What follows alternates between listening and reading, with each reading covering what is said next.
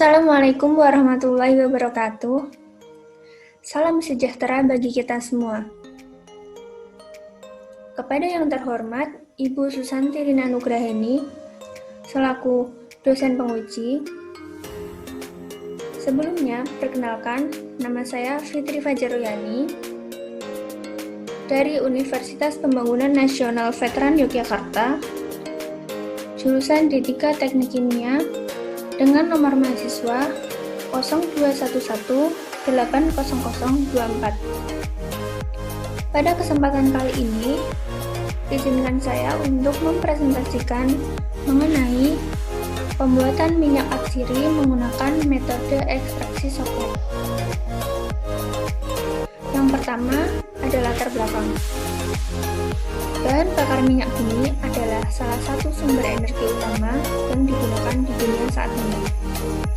Kebutuhan akan bahan ini semakin meningkat, namun ketersediaannya terbatas karena merupakan bahan bakar yang tidak dapat diperbarui, sehingga mendorong diperlukannya sumber energi alternatif baru. Minyak nabati yang merupakan bahan yang memiliki potensi sebagai sumber energi alternatif untuk dapat menghasilkan biodiesel sebagai bahan pengganti minyak diesel atau yang biasa disebut solar.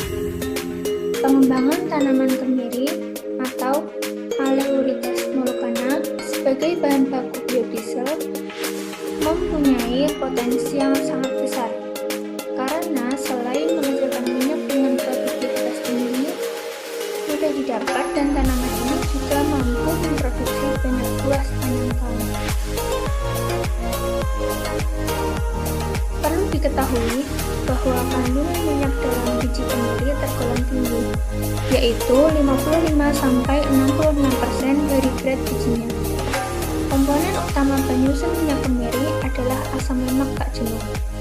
Sayangnya, pemanfaatan kemiri di Indonesia masih terbatas pada penggunaan tradisional seperti bumbu masak dan obat tradisional, dan juga jarang juga diproduksi secara komersial. Mengingat kemiri merupakan komoditi yang dimiliki Indonesia dan jumlahnya berlimpah hingga dapat menjadi komoditi andalan ekspor. Apalagi, kemiri ini dapat diolah menjadi produk yang memiliki nilai jual yang lebih tinggi seperti biodiesel, tentu akan lebih menguntungkan bagi Indonesia. Selanjutnya ada tinjauan pustaka.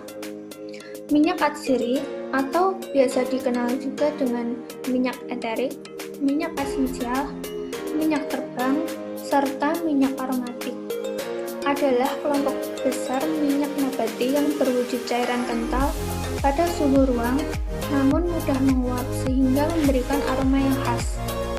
Minyak atsiri merupakan bahan dasar dari wangi-wangian atau minyak gosok untuk pengobatan alami. Kandungan minyak dalam biji kemiri tergolong tinggi, yaitu 55-66% dari berat bijinya. Komponen utama penyusun minyak kemiri adalah asam lemak tak jenuh. Namun, mengandung juga asam lemak jenuh dengan persentase yang lebih kecil. Minyak kemiri yang terkandung dalam bijinya juga memiliki banyak manfaat, antara lain bahan pembuat cat, vernis, sabun, obat, kosmetik, dan bahan bakar. Minyak kemiri dapat diperoleh dengan cara diperas atau dengan cara ekstraksi. Jika diperas dalam kondisi dingin, minyak yang keluar akan berwarna kuning muda serta rasa dan baunya yang enak. Namun, jika diperas dalam kondisi yang panas, minyak yang keluar akan berwarna gelap serta bau dan rasanya tidak enak.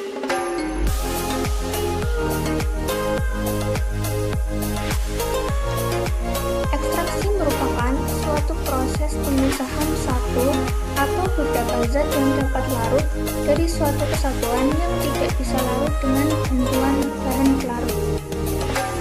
Destilasi uap adalah metode yang populer untuk ekstraksi minyak-minyak menguap atau esensial dari sampel tanaman. Metode destilasi uap air diperuntukkan untuk menyaring simplicia yang mengandung minyak menguap atau mengandung komponen kimia yang mempunyai titik-titik tinggi pada tekanan udara normal.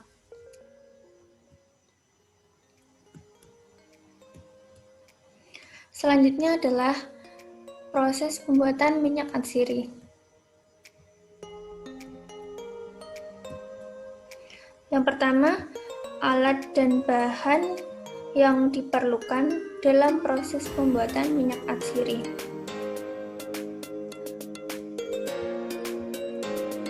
Untuk alatnya, yang pertama rangkaian alat coklat, kemudian rangkaian alat distilasi, neraca analitik, gelas ukur 250 ml, termometer, corong, gelas ukur 25 ml, gelas beker 250 ml. Kemudian untuk bahan yang diperlukan, yang pertama biji kemiri, kemudian petroleum ether, lalu kertas saring, dan yang terakhir air.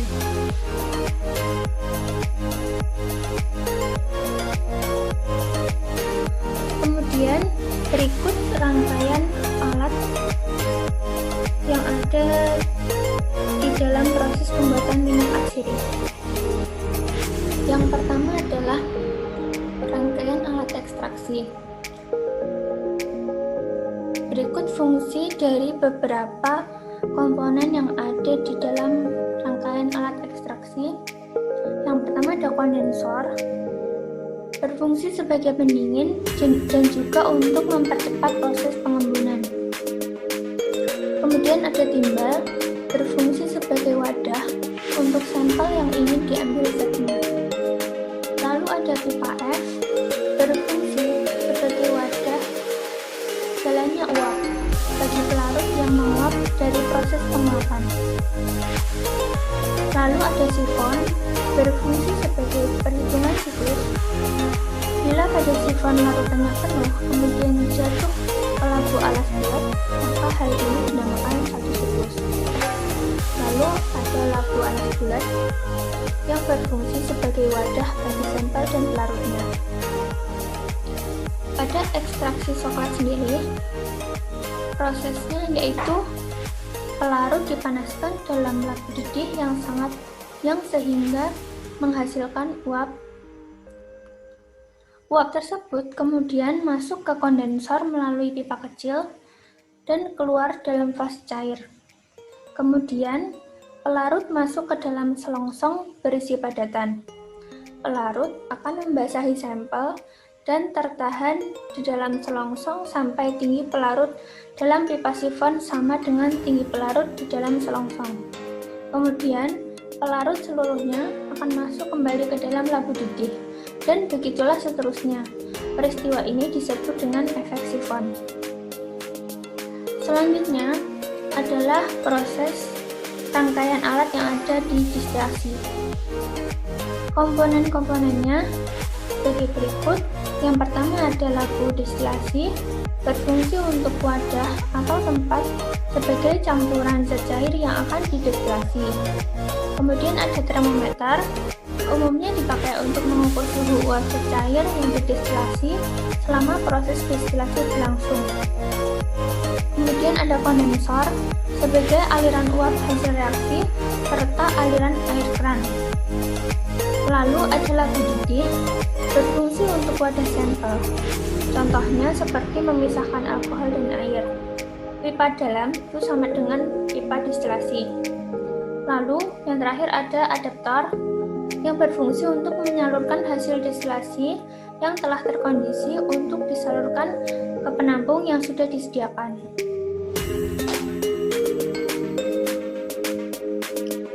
Selanjutnya berikut adalah proses pembuatan minyak atsiri mulai dari ekstraksi.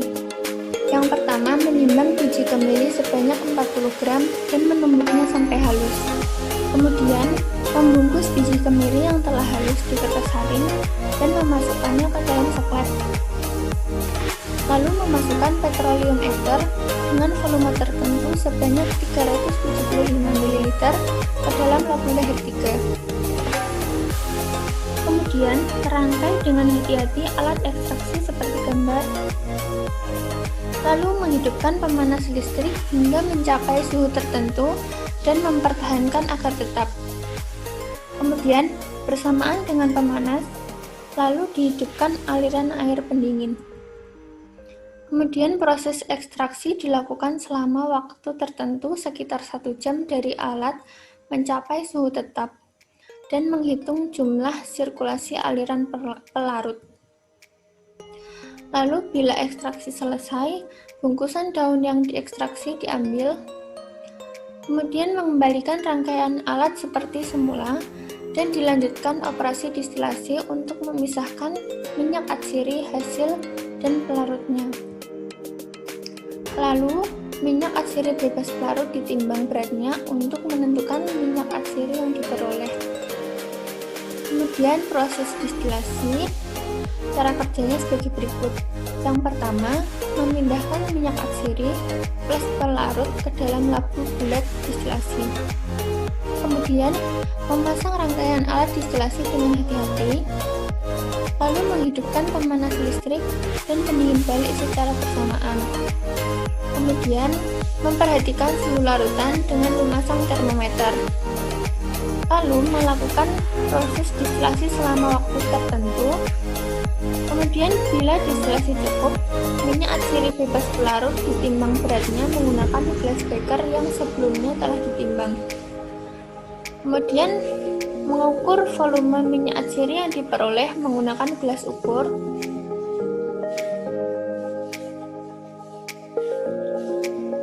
Selanjutnya berikut kelebihan dan kekurangan ekstraksi coklat. Untuk kelebihannya, yang pertama, jumlah sampel yang diperlukan sedikit.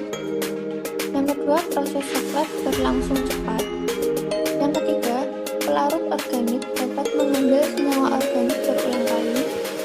Yang keempat, sampel diekstraksi dengan sempurna karena dilakukan berulang-ulang.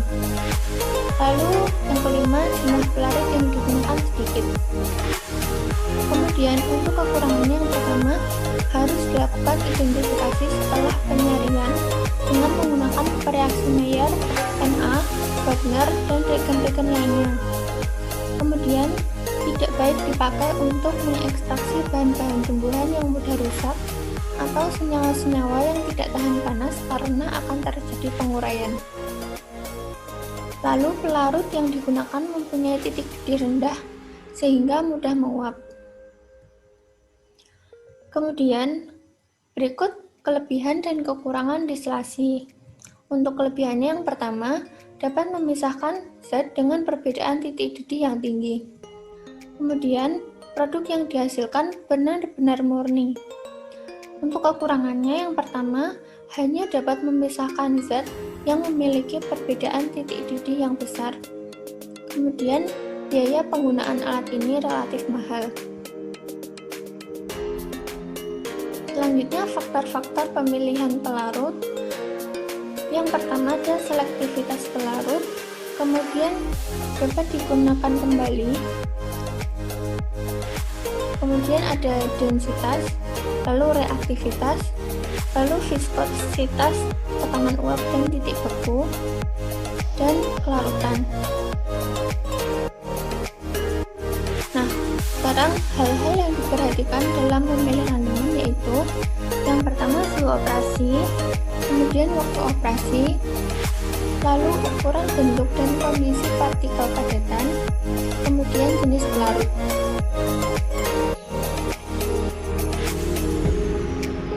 Yang terakhir adalah kesimpulan. Yang pertama, minyak atsiri merupakan senyawa yang umumnya berwujud cairan, diperoleh dengan cara ekstraksi coklat dan distilasi. Yang kedua, ekstraksi merupakan peristiwa pemisahan satu atau beberapa bahan dari suatu padatan atau cairan dengan bantuan pelarut. Ekstraksi coklat merupakan salah satu proses ekstraksi dengan pelarut organik yang dilakukan secara berulang-ulang.